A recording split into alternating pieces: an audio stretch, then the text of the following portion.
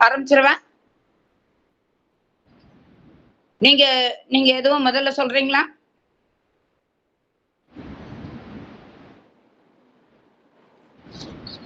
சரி. திருச்சிற்றம்பலம்.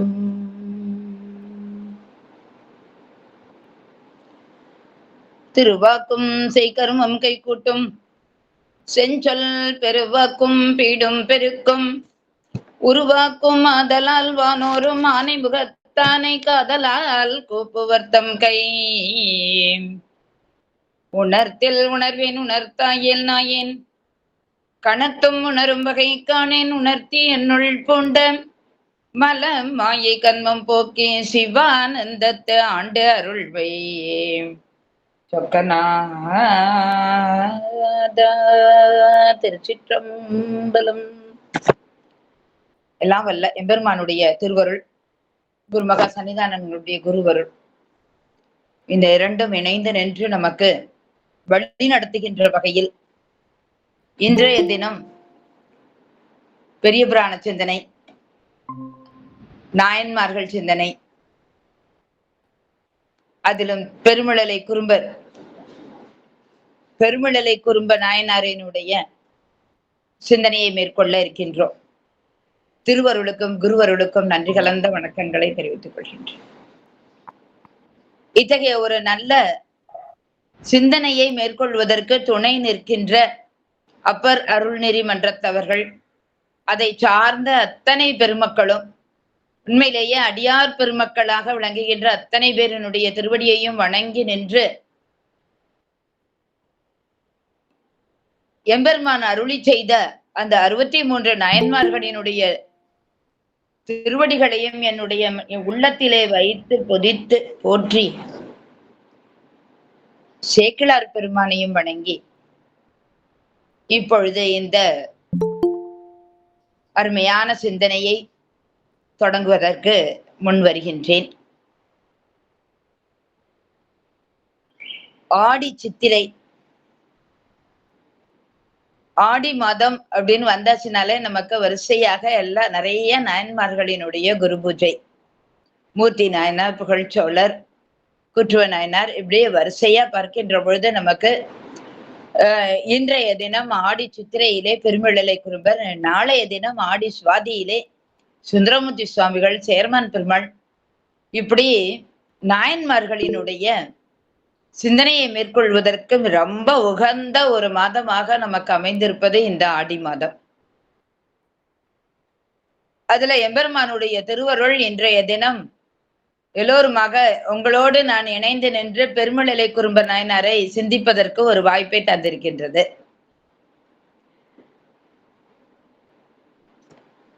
தெளிவு குருவின் திருமேனி காண்டல், தெளிவு குருவின் திருநாமம் செப்பல், தெளிவு குருவின் திருவார்த்தை கேட்டல், தெளிவு குரு உரு சிந்தித்தல் தானே என்பது திருமூலருடைய வாக்கு. ஆக குரு வழிபாடு அப்படிங்கிறது நமக்கு சொல்லப்பட்ட 3 வழிபாடுகளிலே ஒன்று. அடியார் வழிபாடு, குரு வழிபாடு, லிங்க வழிபாடு. ஆக நம்ம நாயன்மார்கள் எல்லாருமே இந்த 3ல ஏதாவது ஒரு வழிபாட்டை மேற்கொண்டு எம்பெருமானுடைய திருவடியை அடைந்து அங்கே இன்புறுகின்றவர்கள். ஆக இந்த வழி அப்படிங்கிறத இந்த 3 வழி நமக்கு சிறப்பாக அமைத்து தந்திருக்கின்றார்கள். அதுல குரு வழிபாடு, இந்த குரு வழிபாட்டினை மேற்கொண்டு முக்தி பெற்றவர்கள் 11 பேர். அதுல ஒருவர் நம்ம பெருமிழலை குறும்பர்.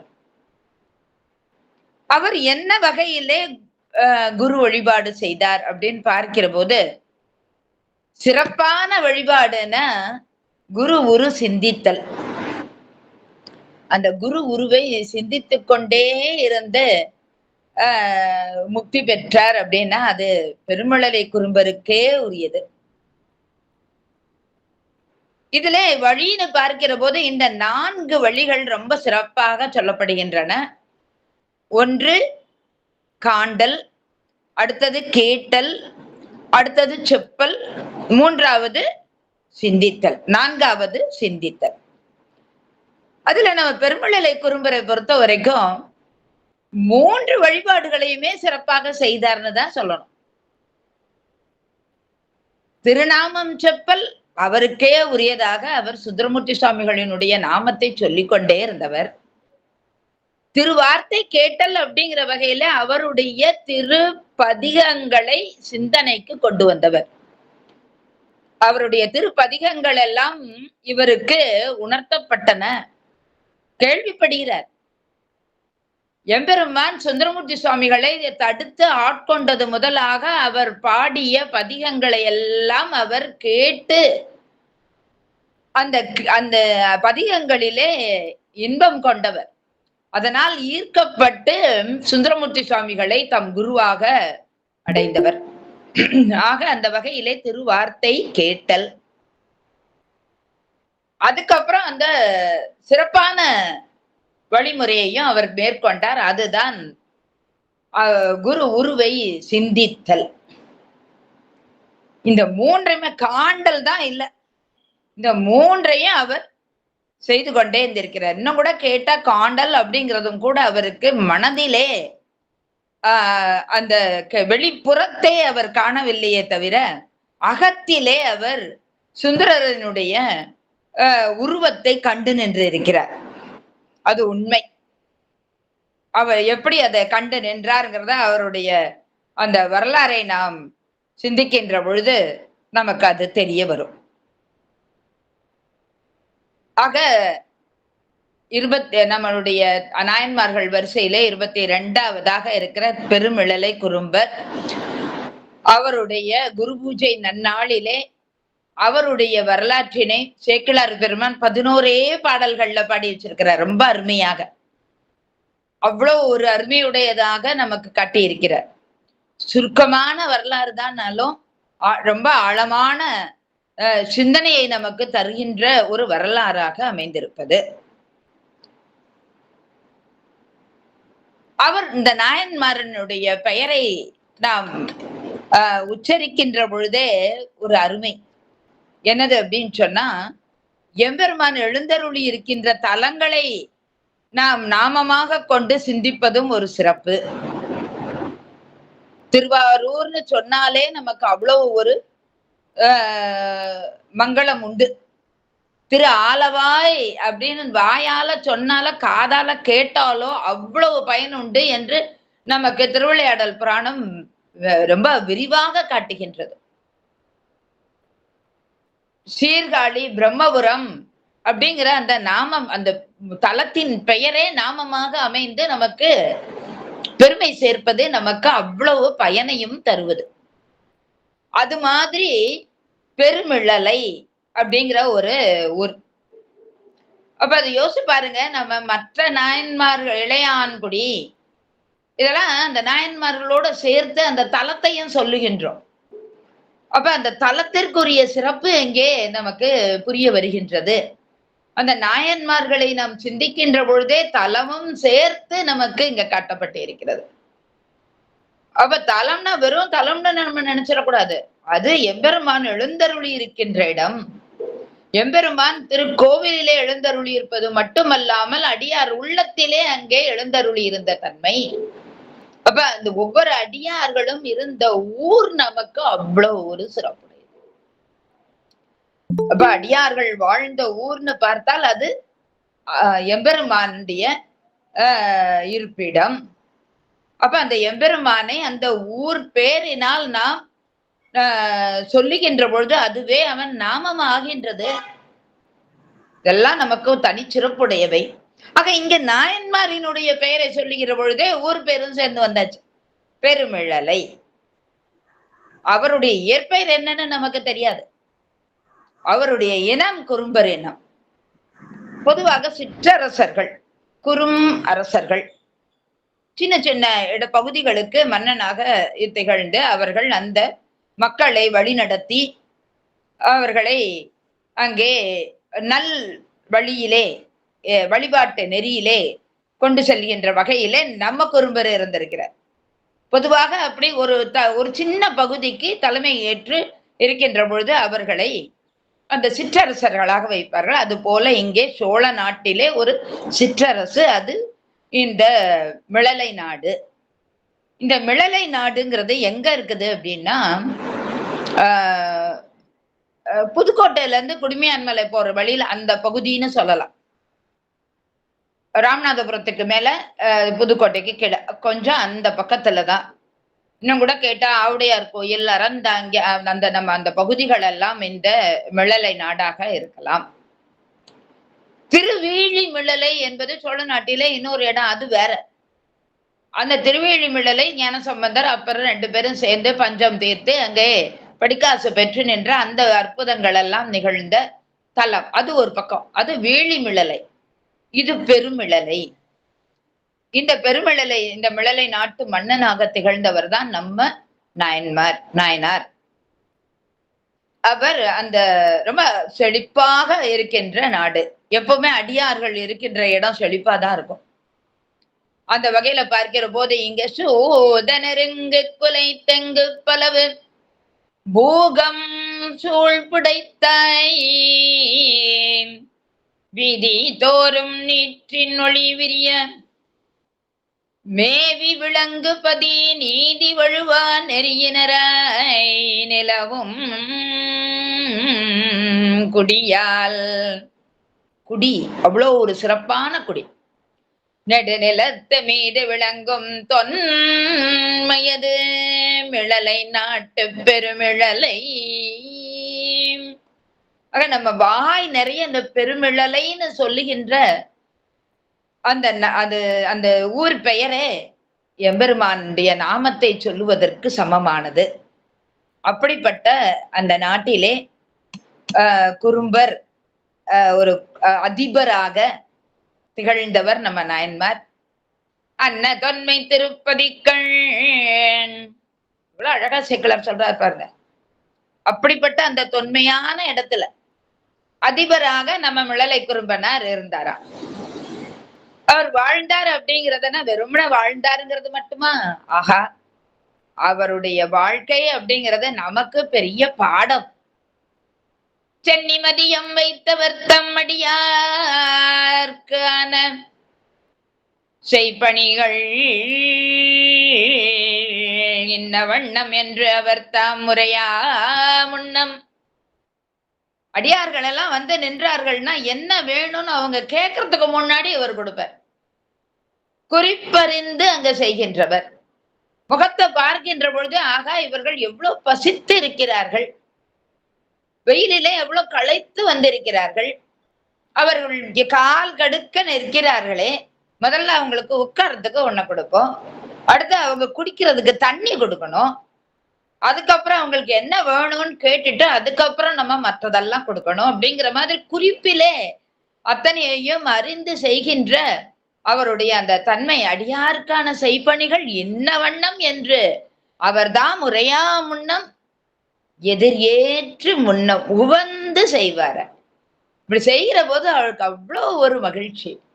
அடியார்களுக்கு அமுது செய்வித்தலிலே உள்ளத்திலே அவ்வளவு ஒரு ஆனந்தம்.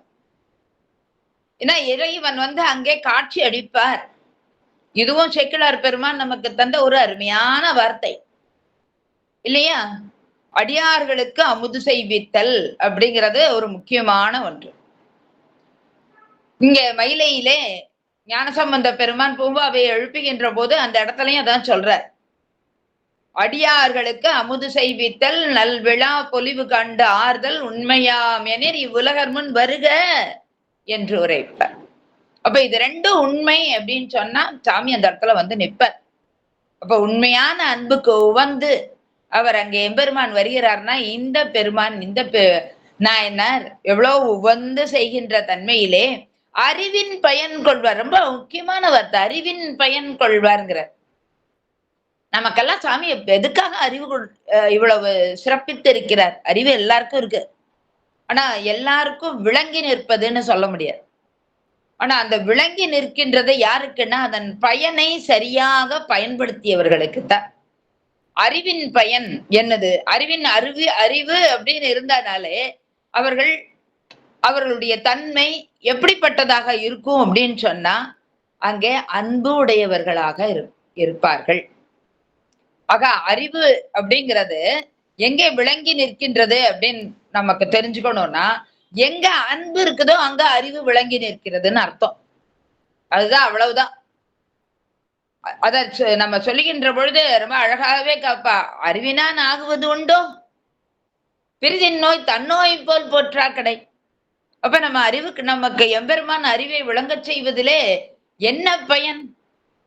மற்றவர்களுக்கு வருகின்ற துன்பத்தை நம் துன்பம் போல கண்டு அதை நீக்குவதுதான் அறிவு பெற்றதனுடைய பயன்.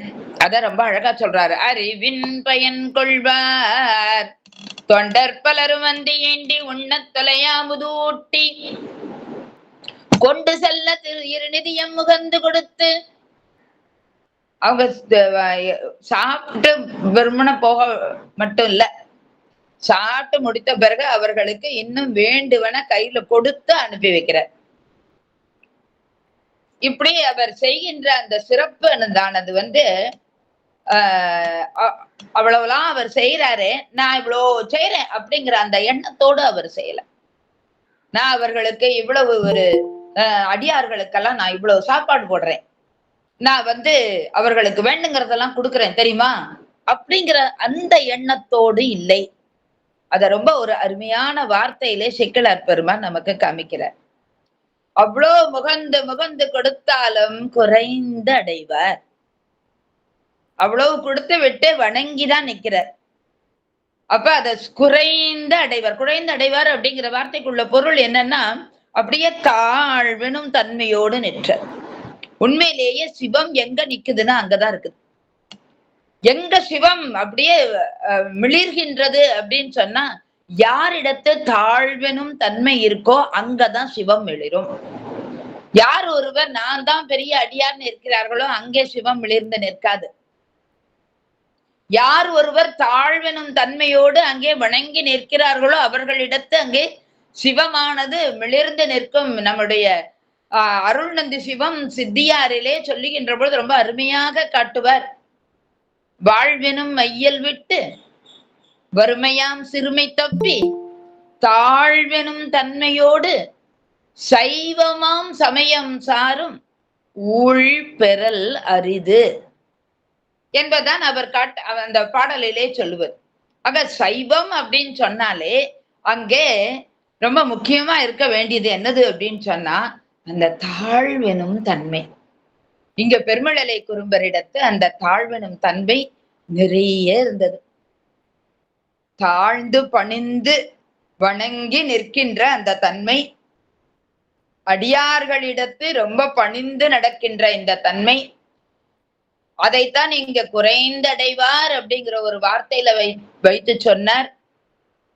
உமையாள் கேள்வன் செய்ய தாழ் அப்படிங்கிற அந்த தாமரை அதனை தம்முடைய அகமலரிலே வைத்து போற்றுகின்றார். எம்பெருமானுடைய திருவடியை தம்முடைய உள்ளத்திலே வைத்து எம்பெருமானுடைய திருவடியை அடியார்களினுடைய திருவடியிலே கண்டு தம் உள்ளத்திலே வைத்து போற்றுகின்றார். ஏன்னா இவர் செய்த வழிபாடு வந்து நேர சிவபெருமானை வழிபட்டு நிற்கின்ற தன்மைன்னு சொல்லல. இவர் செய்த வழிபாடு அடியார் வழிபாடு, அடுத்து குரு வழிபாடு. அதுதான். அப்ப அடியார்களை வழிபட்டு நிற்கின்ற இந்த நியமத்தை அவர் கொண்டிருந்தார். இப்படி இருக்கின்ற அவருக்கு அவருடைய காலத்திலேயே வாழ்ந்த நம்ம சுந்தரரினுடைய வாழ்க்கை வரலாறு தெரிய வருகிறது. அவர் எம்பெருமான் கைலாயத்திலிருந்து அனுப்பி வைத்ததும், அதற்கு பின்பு திருநாவலூரிலே சுந்தரமூர்த்தி சுவாமிகள் வந்து பிறந்ததும், சடையனார் இசைஞானியார் செய்த தவத்தின் பயனாக அங்கே வந்து திரு அவதாரம் செய்ததும்,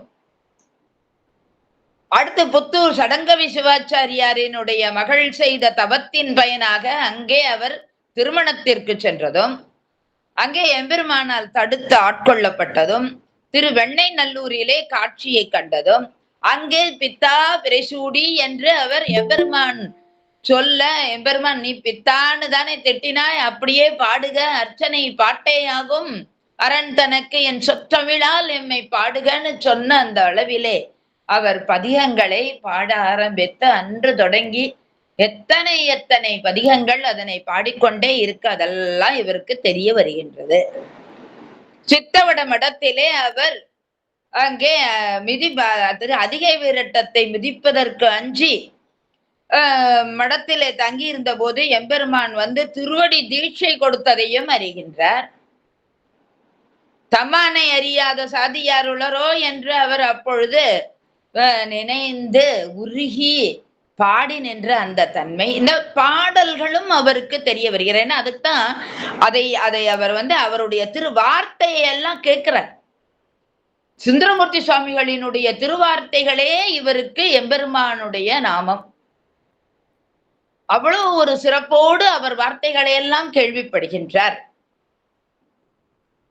அது மட்டுமா, அதுக்கப்புறம் அங்க திருவாரூர் அவர் சிதம்பரம் சென்றது, அங்கே வழிபட்டது, அப்புறம் திருவாரூருக்கு வந்தது. திருவாரூரிலே தேவாசிரியர் மண்டபத்திலே அத்தனை 60 அடியார்களினுடைய காட்சியை கண்டது.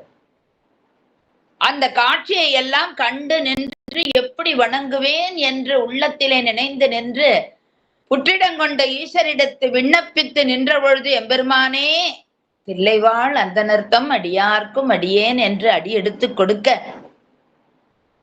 இவர் இந்த திருத்தொண்ட தொகை பாடினாரே, இது இவரை ரொம்ப ஈர்த்து விட்டது. அந்த உண்மையான திருத்தொண்டினுடைய அடையாளம் இது என்பதை அவர் உணர்கின்றார்.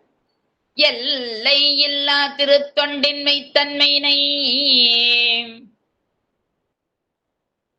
உலகறிய விதியால் வணங்கி மெய்யடியார் சித்தம் நிலவும் திருத்தொண்ட தொகை பாடிய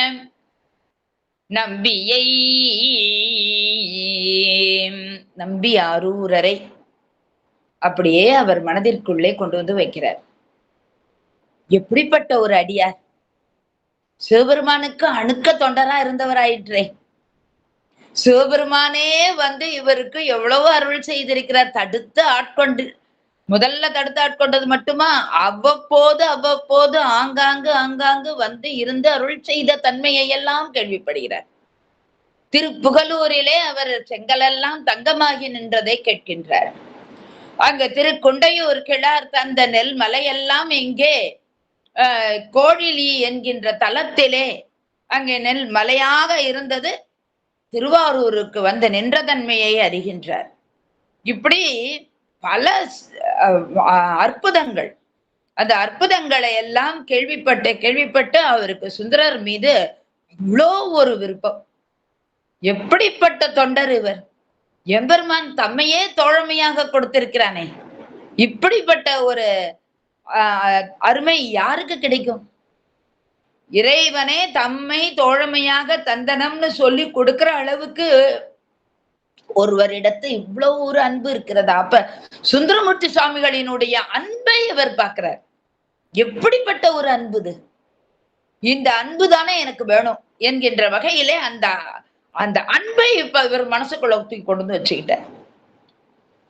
ஆக அந்த சுந்தரமூர்த்தி சுவாமிகளினுடைய அன்பினால் ஈர்க்கப்பட்டவர்.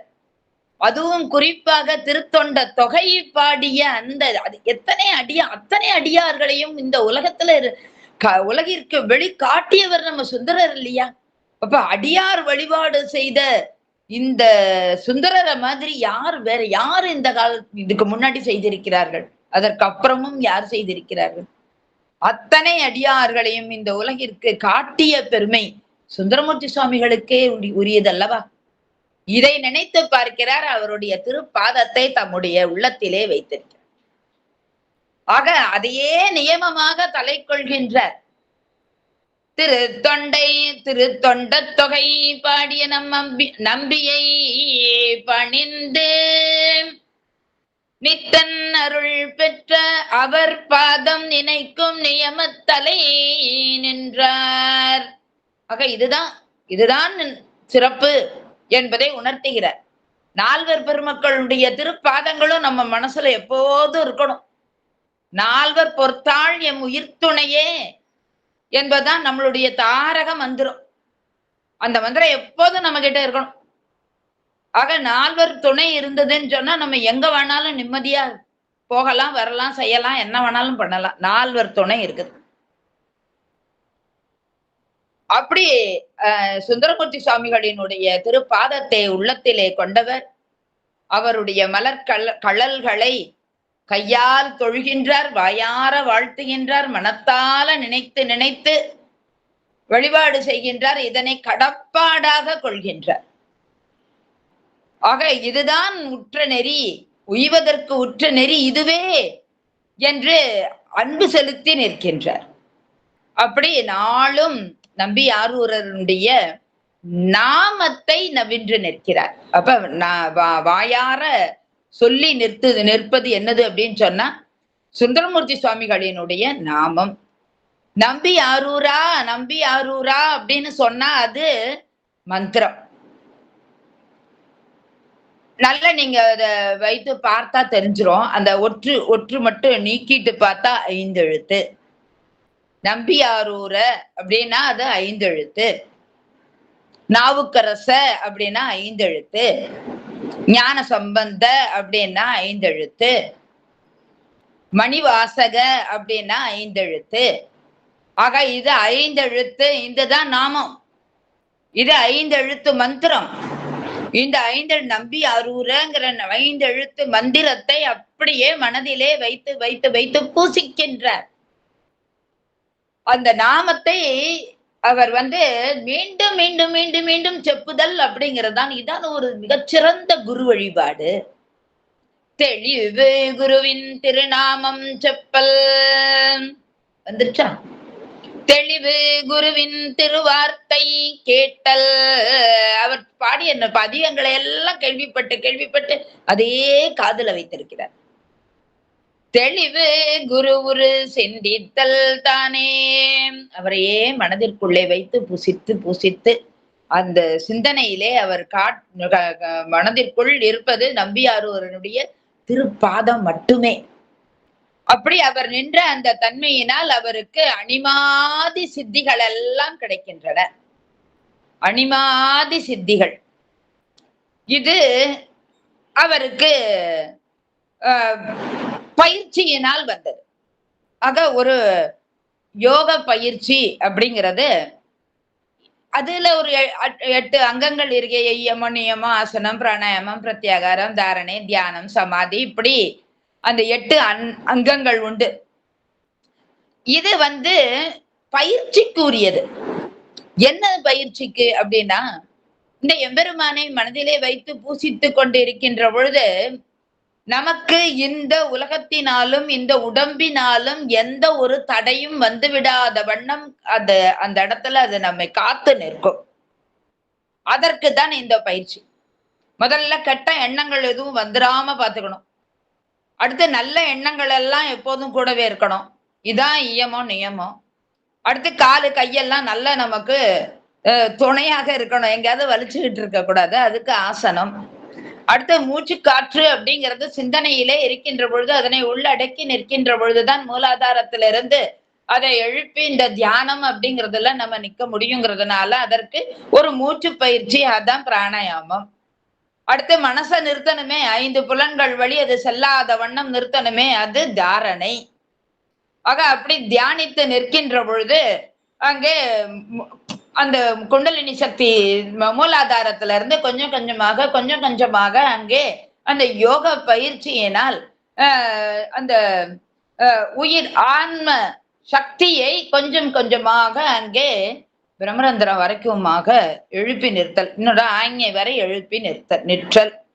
இதுதான் இந்த தியானத்தினுடைய தன்மை. அப்ப அதற்காக இங்க ஒரே இடத்திலே எந்த ஒரு அசைவும் இல்லாமல் இருத்தல் சமாதி. இப்படியாக உள்ள அந்த யோக பயிற்சியை இவர் பல நாட்கள் கொண்டவராக இருந்தார். ஆக ஒரு அரசராக இருந்தாலும் அந்த அரசர் அப்படிங்கிறது அவருக்கு உரிய எவ்வளவு செயல்பாடுகள் உண்டு, அவற்றை எல்லாம் செய்து நிற்கின்ற போது இந்த மாதிரி யோகத்திலும் அவர் நின்றார் அப்படிங்கிறது தான் அங்க தனி சிறப்பு. அப்படி யோகத்துல இருந்த பயிற்சி மற்ற செயல்களை செய்வதற்கும் அவர்களுக்கு ஆன்ம சக்தியை தரும். இப்படி இருந்தவர் இந்த யோக பயிற்சியிலே மிக சிறப்புற்றவராக இருந்த அவர் இப்பொழுது சுந்தரமூர்த்தி சுவாமிகளினுடைய திருப்பாதத்தை மனதிலே வைத்து பூசித்து நின்ற அந்த தன்மையினால் அவர் இங்கே யோகம் பயின்றார். என்ன மாதிரியான யோகம் பயில்கிறார்? யோகம் அப்படிங்கிற வார்த்தைக்குள்ள பொருள் என்னது அப்படின்னா ஒன்றுதல். யோகம்னாலே ஒன்றுதல்.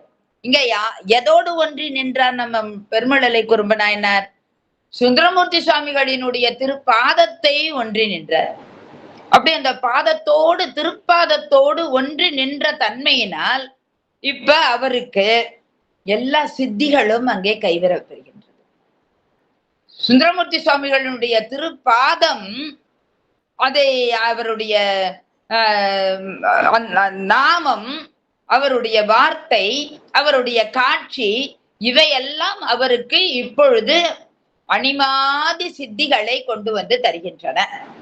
ஆக நாளும் நம்பி ஆரூரனுடைய நாமத்தை நவின்ற நலத்தாலும் அவருடைய பதிகங்களை கேட்டு நின்ற நலத்தாலும் அவரையே அவருடைய திருப்பாதத்தையே சிந்தித்து நின்ற நலத்தினாலும் அவருடைய திரு உருவையே உள்ளே கண்டு நின்ற காட்சியினாலும் இப்ப அவருக்கு அணிமாதி சித்திகள் கிடைத்தன.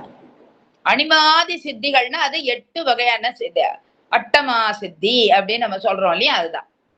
அது என்னது அப்படின்னா அணிமா, மகிமா, லகிமா, கரிமா, இப்படி ஒரு 8 விஷயங்கள். இதெல்லாம் ஏதோ பெரிய பெரிய இதுன்னு நினைச்சுக்க வேண்டாம். நாயன்மார்களினுடைய தன்மைக்கு இதெல்லாம் ரொம்ப சாதாரணம். இந்த சித்திகள் எல்லாம் ஒண்ணும் பெரிய விஷயமே இல்லை. இந்த சித்திகளை எல்லாம் வழிபாட்டிலே அப்படி திருப்பி விடணும். அப்படி இல்லைன்னா இந்த சித்திகள் வேற எங்கேயாவது கொண்டு போய் விட்டுரும். அது உலக சார்புல கொண்டு போய் விட்டுரும். அதுவும் அவங்களுக்கெல்லாம் தெரியும்.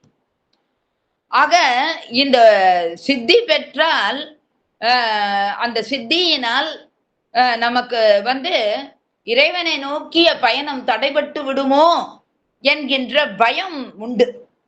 அதனால அட்டமா சித்தியும் வேண்டாம்னு தான் நினைப்பார்கள் நாயன்மார்கள் மாதிரி இருக்கு நிலையிலே இருப்பவர்கள்.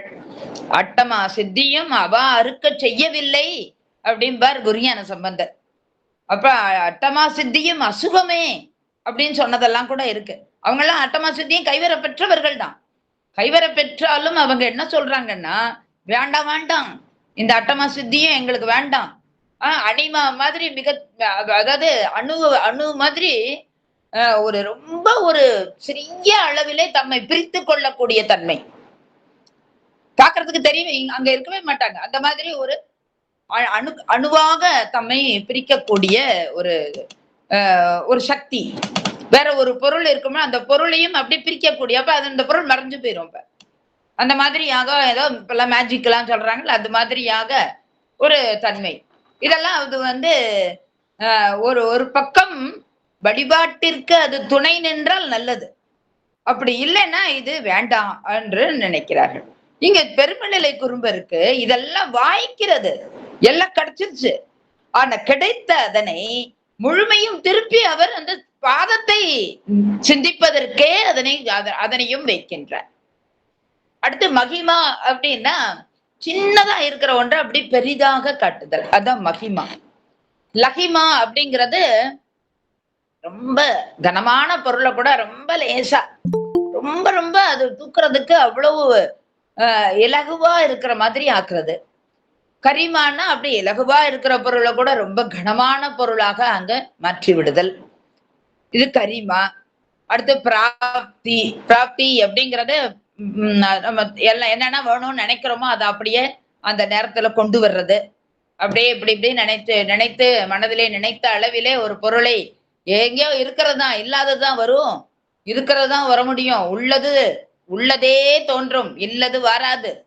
அப்ப எங்கேயோ இருப்பது இங்கே கைக்கு வருகின்ற வகையிலே ஒன்றை கொண்டு வருவது. அப்ப பிராக்காமியம் அதுவும் அதேதான். அப்படியே தனக்கு விரும்பியதை அங்கே அனுபவிக்கின்ற வகையிலே அதனை கொண்டு வந்து நிறுத்துதல். அடுத்து ஈசத்துவம், யாரனாலும் அப்படியே ஆட்சி அவங்களை தமக்கு கீழ் வைத்துக் கொள்ளக்கூடிய தன்மை. அடுத்து வசித்துவம், அதுவும் தன்வயமாகவே ஆக்கி விடுதல். இப்படி இந்த தன்மையெல்லாம் இருக்குது. இதெல்லாம் இந்த அட்டமா சித்திகளும் அவருக்கு கிடைக்குது. இவ்வாறு கிடைக்கின்ற ஒன்றை இறை வழிபாட்டிற்கு எந்த ஒரு தடையும் வாராத வண்ணம் அதற்கு பயன்படுத்தினார்கள் என்றால் அதுதான் எம்பெருமான் அவர்களுக்கு அந்த அனிமா ஆதி சித்திகளை கொடுத்ததனுடைய அர்த்தம். அப்படி பயன்படுத்தலன்னு சொன்னா, எம்பெருமான் இவ்வளவு கொடுத்தத நம்ம அதுக்கு சரியா பயன்படுத்தலைன்னா நன்றி கொன்ற தன்மை ஆகிவிடும். ஆனா நம்ம பெருமலையிலை குறும்பரோ இந்த அனிமா ஆதி இந்த அட்ட சித்திகளையும் பெற்றதனால் தமக்குள்ளேயே சுந்தரமூர்த்தி சுவாமிகளினுடைய ஒவ்வொரு நிகழ்வையும் காணக்கூடிய அந்த பெரும் பேறு பெறுகின்றார். அட்டமா சித்தி பெற்றதனால் அவருக்கு இப்ப சுந்தரமூர்த்தி சுவாமிகளினுடைய ஒவ்வொரு நிகழ்வும் இவருக்கு உள்ளத்துள்ளே எம்பெருமான அருளால் அங்கே காட்சிப்படுகின்றது. அப்பதான் அவர் நம்முடைய வன் தொண்டர் நம்ம சுந்தரமூர்த்தி சுவாமிகள் இப்ப கொடுங்கோளூர் அப்படிங்கிற தலத்துக்கு அவர் செல்லுகின்றார். அந்த ஊருக்கு போய் சேர்றாருங்கிறது இவருக்கு இங்கே மனதிலே தெரிய வருகிறது. கொடுங்கோளூர், இந்த கொடுங்கோளூர் அப்படிங்கிறது மலைநாடு, சேரமான் பெருமாள் இருக்கிற இடம். அங்க நம்ம சுந்தரர் சேர்ந்துட்டார். அவிநாசியிலே அற்புதத்தை நிகழ்த்தி விட்டு முதலை உண்ட பாலகனை மீண்டும் வரவழைத்து அந்த பெற்றோருடைய அந்த முகத்திலே இருக்கின்ற மகிழ்ச்சியை கண்டு, அந்த மகிழ்ச்சியிலே சிவத்தை கண்டு, அந்த சிவத்தினுடைய திரு அருள் தன்மையை அங்கே எல்லோருக்கும் உணர்த்தி தானும் அனுபவித்து இப்ப இங்க மலைநாட்டு பக்கம் வர்றார். அதை கேள்விப்பட்ட நம்ம சேரமான் பெருமாள் அவ்வளோ விருப்பத்தோடு அவரை வரவேற்று தம்முடைய ஊருக்கு அழைத்து செல்லுகிறார். இங்க வந்தாச்சா அஞ்சைக்களம், திரு அஞ்சைக்களத்திற்கு இங்கே எம்பெருமானுடைய தலம் எழுந்தருளி இருக்கின்ற அந்த தலத்திற்கு நிற்கின்றார். அந்த தலத்திலே எழுந்தருளி இருக்கிற எம்பெருமானை கண்டு வணங்குகிறார். சேரமான் பெருமாளோடு நின்று வணங்கிய தன்மை. அப்படி வணங்கி நிற்கின்ற பொழுது அவருக்கு மனதிற்குள்ளே ஒரு எண்ணம் வருகிறது. யாருக்கு? நம்ம சுந்தரமூர்த்தி சுவாமிகளுக்கு தான். என்ன எண்ணம் வருது அப்படின்னு சொன்னா, எப்பா மா தவம் செய்த தந்திசை வாழ்ந்திட தீதில்லா திருத்தொண்ட தொகை தர இங்க மண்ணுக்கு என்ன அனுப்பிச்சு விட்ட, அதற்காகத்தானே பொதுவார் அவர் மேல் மனம் போக்க வைத்தாய். ஆக அங்க கமலினி அணிந்திரையே அப்படித்தானே என்ன பார்க்க வைத்து இங்கே பறவையாரையும் சங்கிலி நாச்சியாரையும் திருமணம் செய்து கொள்ளும்படி செய்தாய். ஆக இந்த வேலையெல்லாம் முடிஞ்சுதே, திருத்தொண்ட தொகை பாடுறதுக்கு முக்கியமானது வந்துட்டேன், அதெல்லாம் முடிஞ்சது தானே, இப்பயாவது என்ன திருப்பி கூப்பிட்டுக்க மாட்டியா? நான் மீண்டும் கைலாயத்துக்கு வந்துட மாட்டேனா? நான் இன்னும் ஏன் இங்க உட்கார்ந்துட்டு இருக்கிறேன் என்று ரொம்ப மனதிற்குள்ளே நினைந்து நினைந்து அப்படியே உள்ள முருகி அஞ்சைக்களத்து அப்பன் கிட்ட இத மனதை இதையே எண்ணத்தோடு இங்க பாடுகிறார். அஞ்சைக்களத்து அப்பன் கிட்ட இந்த எண்ணத்தோடு பாடுறாரு. இன்னும் ஏன்பா இங்க என்ன வச்சிருக்கிற? நான் உன்கிட்ட வந்துட மாட்டேனா? உன்னை பிரிந்து எனக்கு எவ்வளவு ஒரு மன வருத்தம் இருக்கிறதுங்கிறது உனக்கு தெரியாதா என்ற வகையிலே அந்த இடத்துல அவ்வளோ ஒரு அருமையோடு ஒரு பதிகத்தை செஞ்சொல் தமிழ் மாலை பாடுகின்றார். இத பெருமிழலை குறும்பர் இங்கே கேள்விப்படுகிறார். என்ன பதிகம் அப்பொழுது அவர் பாடியது? நம்ம எல்லாருக்கும் தெரிஞ்ச ஒரு அருமையான பதிகம் தான். இன்னும் கூட சொல்ல போனால் ஆடி சுவாதிக்கு முந்தின நாள் அவர் பாடிய பதிகம் அப்படிதான் எனக்கு தோணுது. இந்த ஆடி சித்திரையிலே அவர் பாடிய பதிகமாகத்தான் அது இருந்திருக்க வேண்டும். திருச்சிற்றம்பலம். தலைக்கு தலை மாலை அணிந்ததே சடை மேல் கங்கை வெள்ளம் தரித்ததனே அலைக்கும் புலி தோல் கொண்டு அசைத்ததனே அதன் மேல் கதனாக கச்சங்சார்த்ததனே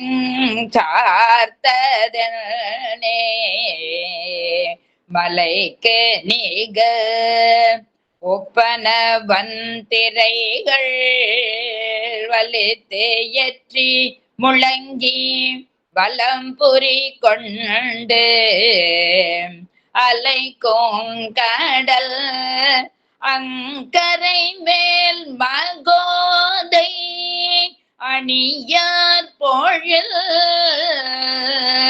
அஞ்சை களத்து அப்பனே அஞ்சை களத்து அப்பனே அஞ்சை களத்து அப்பனே.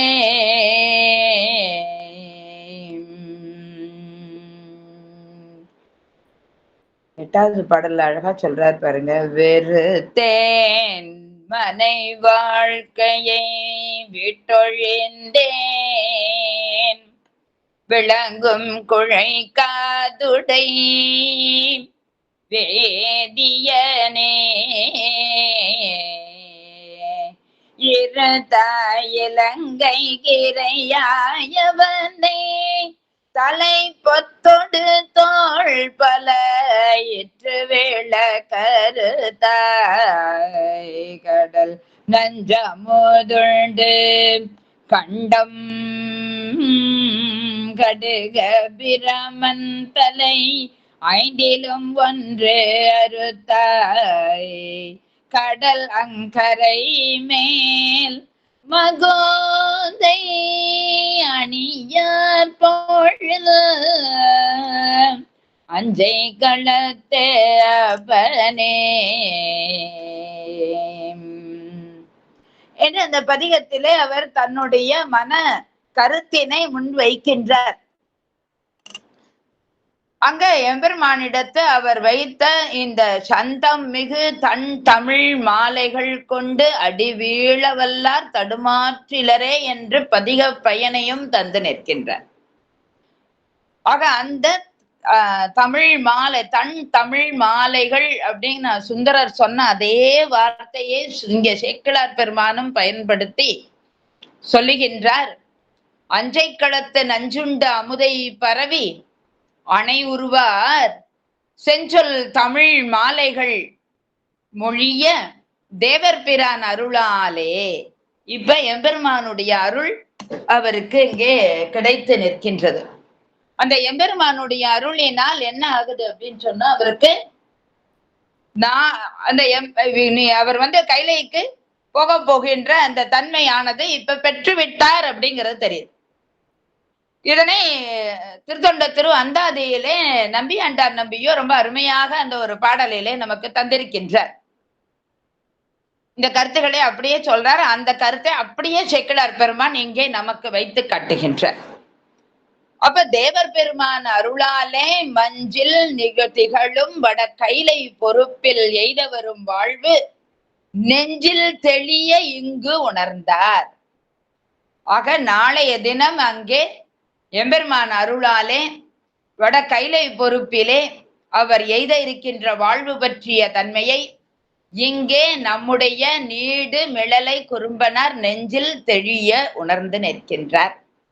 இது இப்படி அவர் உணர்ந்த அந்த நின்ற அந்த தன்மை இத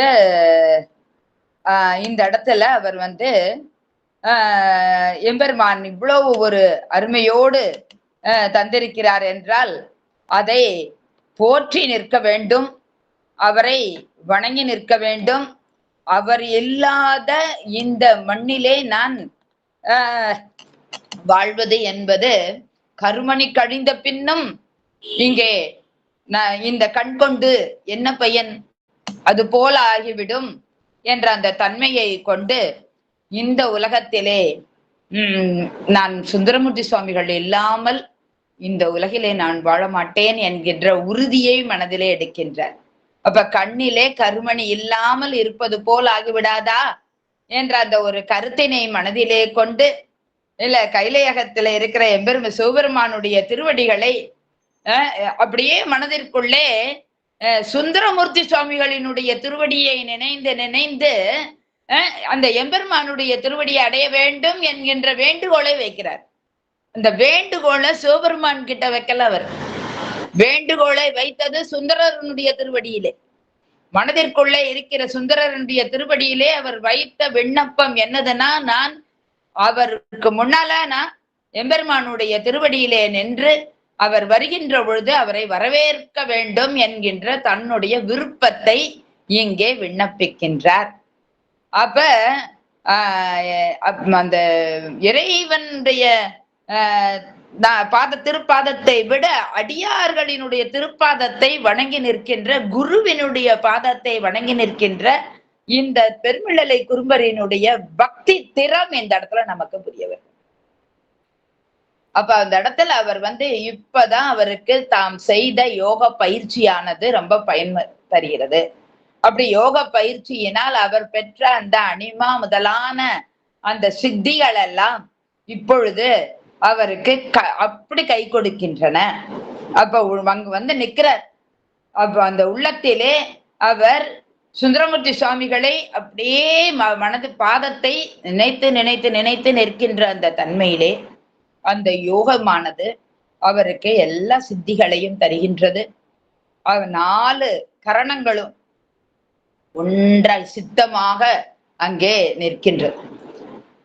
நம்ம சுந்தரமூர்த்தி சுவாமிகள் திரு தில்லையிலே எம்பெருமானை வழிபட்டு நிற்கின்ற பொழுது 5 பேரறிவும் கண்களே கொள்ள அளப்பெரும் கரணங்கள் 4 சிந்தையாக அப்படின்னு நம்ம அவர் நின்ற அந்த தன்மையை சேக்கிழார் பெருமான் வர்ணிப்பாரு. அது போல இப்ப சொல்ற 4 கரணங்களும் ஒன்றாய் சிந்தையே ஆகிவிட்டது. அந்த சிந்தையில இருப்பதும் திருப்பாதம் ஒன்றே. சித்தம் முழுவதும் இங்கே சுந்தரரினுடைய திருப்பாதமாக இருக்கின்றது. பொதுவா சித்தம் முழுவதும் சிவம்னு சொல்லுவோம். இப்ப அந்த சிவமாக இப்ப இருப்பது சுந்தரமூர்த்தி சுவாமிகளினுடைய திருப்பாதம். ஆக 4 கரணங்களும் ஒன்றாய் நல்ல அறிவு மேல் கொண்டு காலும் பிரம்ம நாடி வழி, கால்னா காற்று, அந்த காற்றானது இப்ப அவர் அந்த பிராணாயாமா அவர் செய்த அந்த பயிற்சியானது இப்பொழுது துணை நிற்கின்றது. மூலாதாரத்திலிருந்து அதை எழுப்பி காலால் எழுப்பி அவர் அங்க பிரம்மரந்திரம் வரைக்குமாக கொண்டு வந்தாச்சு. பிரம்ம நாடி வழி கருத்து செலுத்த, அப்ப அப்படியே அந்த புருவ நடுவிலே வைத்து அந்த கருத்தினை முழுவதுமாக திருப்பாதத்திலே வைத்து வைத்து நிற்க இப்ப அந்த பிரம்ம கபாலமானது வழிவிட்டு நிற்கின்றது. அந்த கபாலம் இப்போ வழிவிடுகின்றது. இதுதான் அங்க ரொம்ப ஒரு சிறப்பான தன்மை. கபால நடு ஏலவே முன் பயின்ற நெறி எடுத்து மறை மூலம் திறப்ப, அங்கே அந்த வழியை திறந்து வைக்கின்றது. இதெல்லாம் அவ்வளவு சாதாரண விஷயமா? எவ்வளவு அழகாக அவருக்கு அங்க அவருடைய ஆன்மாவிற்கு அந்த சுந்தரமூர்த்தி சுவாமிகளினுடைய திருப்பாதமானது வழியை திறந்து வைக்கின்றது. ஆக பிரம்ம கபாலமானது இப்படி வழிவிட்டு நிற்க மூல முதல்வர் திருப்பாதம் அடைந்தார், கையிலை முன்னடைந்தார். ஆக யாரெல்லாம் எம்பெருமானுடைய திருப்பாதத்தை அடைகிறார்களோ அவர்கள் செல்லுகின்ற அந்த கைலையை இவர் நம்முடைய பெருமிழலை குறும்ப நாயனார் அங்கே கைலாயத்திற்கு போய் நிற்கின்றார். அங்கே இருக்கின்றவர் அடுத்த நாள் சுந்தரமூர்த்தி சுவாமிகளும் சேர்மான் பெருமாளும் வருகிறார்கள். ஆடி சுவாதியிலே சிறப்பான வகையிலே வெள்ளை யானையிலும் அங்கே மா குதிரையிலும் வருகின்ற அந்த காட்சியை அவர் அங்கிருந்து காணுகின்றார். அவ்வாறு காணுகின்ற நிலையிலே சுந்தரமூர்த்தி சுவாமிகள் வருகின்ற அந்த நேர் வழியிலே நின்று வரவேற்கின்றார். அப்படி அவர் வரவேற்று நிற்கின்றார். இவர் யாருங்கிறது சுந்தரருக்கு அங்க போய் தான் தெரியுது. இங்க இருக்கிறப்ப வரைக்கும் அவர் பார்க்கல. அங்க போன பிறகுதான் அவர் பெருமிழலை குறும்பரை தேவாசிரிய மண்டபத்திலே தாம் கண்டு நின்ற அந்த பெருமிழலை குறும்பரை இப்ப அங்க கைலாயத்திலே காணுகின்றார். எம்பெருமான் அவர் உன்னுடைய பிரதான சீடர் என்ற வகையிலே எம்பெருமான் அங்கே கண் அசைவினால் அங்கே காட்டுகின்றார். ஆக இறைவன் அங்கே காட்டுகின்ற அளவிற்கு ஒரு சிறப்பு பெற்ற ஒரு சீடராக இருந்தவர் நம்முடைய பெருமிழலை குறும்பர். செறிந்த யோகத்தால் அவர் நம்முடைய சுந்தரமூர்த்தி சுவாமிகளினுடைய திரு பாதத்தை நினைந்து நினைந்து எம்பெருமான் பாதத்தை உற்ற அவருடைய அந்த பயிற்சி, யோக பயிற்சியானது உண்மையிலேயே எந்த அளவிற்கு உயிர் நலம் பயத்ததாக இருந்தது என்பதை நம்ம கொஞ்சம் சிந்தித்து பார்க்கின்ற பொழுதுதான் யோகம்னா என்ன, அந்த யோகம்ங்கிறது எப்படி இருக்கணும், அந்த யோக பயிற்சியினால் பெற்ற அந்த அனுபவமானது எதற்கு பயன்பட வேண்டும் என்கின்ற அந்த கருத்துக்களை எல்லாம் நாம் உள்வாங்கிக் கொள்ள முடியும். அந்த வகையிலே பெருமிழலை குறும்பர்க்கும் பேயார்க்கும் அடியேன் என்று சுந்தரமூர்த்தி சுவாமிகளினால் சிறப்பிக்க பெற்ற அவர் ஊரோடு சிறப்பிக்க பெற்ற அந்த பெருமிழலை குறும்பரினுடைய குரு பூஜை நாளான இன்று அவருடைய வரலாற்றோடு அவர் சிந்தித்த சுந்தரரினுடைய வரலாற்றையும் சேர்த்து நாம் சிந்திப்பதற்கு ஒரு நல்ல வாய்ப்பு நமக்கு அமைந்தது. உண்மையிலேயே எம்பெருமான் சித்தம் அது. இந்த அளவிற்கு அவரை நினைந்து போற்றி வழிபடுவதற்கு, உள்ளத்தால் உள்கி நிற்பதற்கு ஒரு பெரும் வாய்ப்பினை தந்த இந்த அப்பர் அருள்நெறி மன்றத்தை சார்ந்தவர்களுக்கும், குறிப்பாக நம்ம சாந்தா அம்மா அவர்களுக்கும், அவர்களோடு இணைந்து நின்று இந்த மன்றத்தின் வழி பல பல நிகழ்வுகளை சிறப்பாக செய்து கொண்டிருக்கின்ற அன்பர்களுக்கும், அந்த வழியிலே நின்று இதனை செவிமடுத்து இதனை சிறப்புற இங்கே அமைத்து தந்திருக்கின்ற உடனிருக்கின்ற அன்பர்கள் அத்தனை பேருக்கும் என்னுடைய பணிவன்பான அன்பினையும் வணக்கத்தையும் நன்றியையும் மீண்டும் மீண்டும் தெரிவித்துக் கொண்டு என்னுடைய உரையை நிறைவு செய்கின்றேன்.